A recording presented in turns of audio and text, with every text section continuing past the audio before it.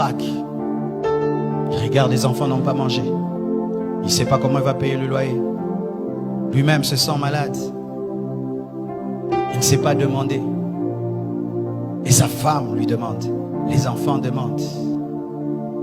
Certains même, il sort, il se promène, il ne veut pas rentrer à la maison. Parce que qu'est-ce qu'il va donner? Qu'est-ce qu'il va ramener? Et tu vois un père sur la route en train de parler lui-même, de parler. C'est rare de trouver une maman qui parle.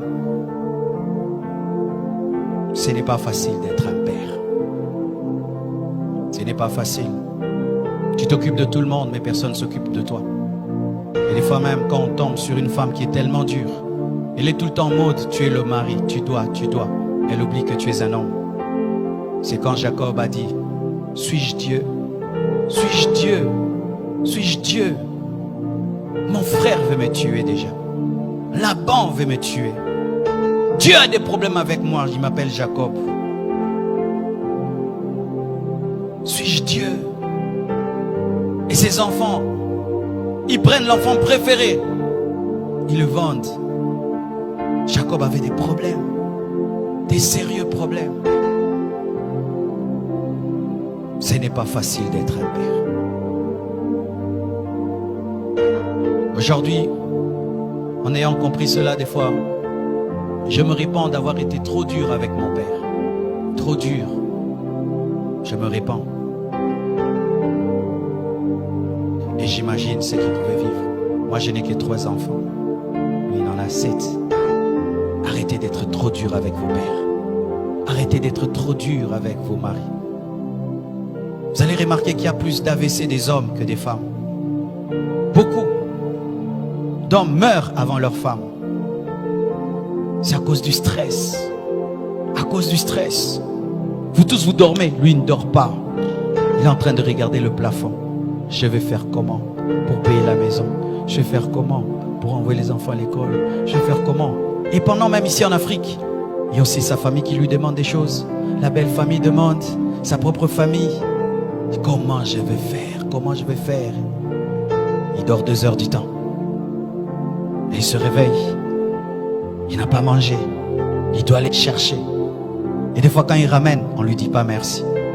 On lui dit c'est peu. Tu ramènes que ça? Moi je vais aller au marché avec 1000 francs. Mais il ne sait pas comment tu as eu les 1000 francs. C'est pourquoi papa, arrêtez d'être des magiciens.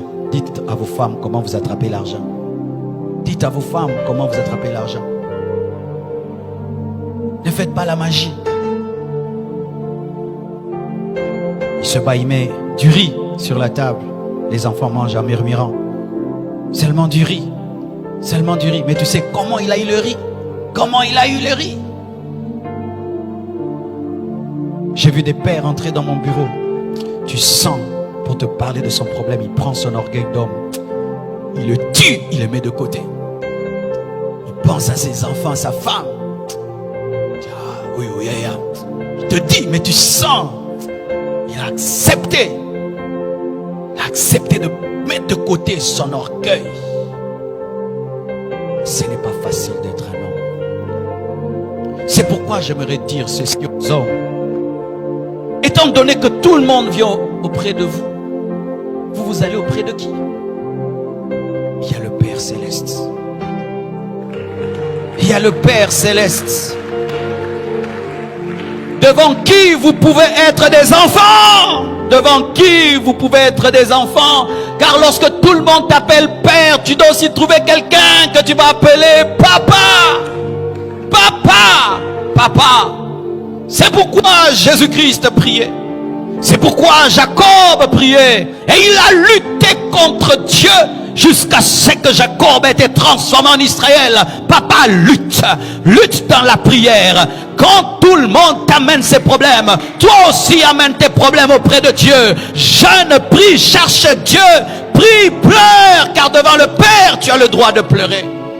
Devant le Père, tu as le droit d'être faible. Devant le Père, tu as le droit de te manifester tel que tu es. Un père doit être un homme de prière, sinon tu vas craquer.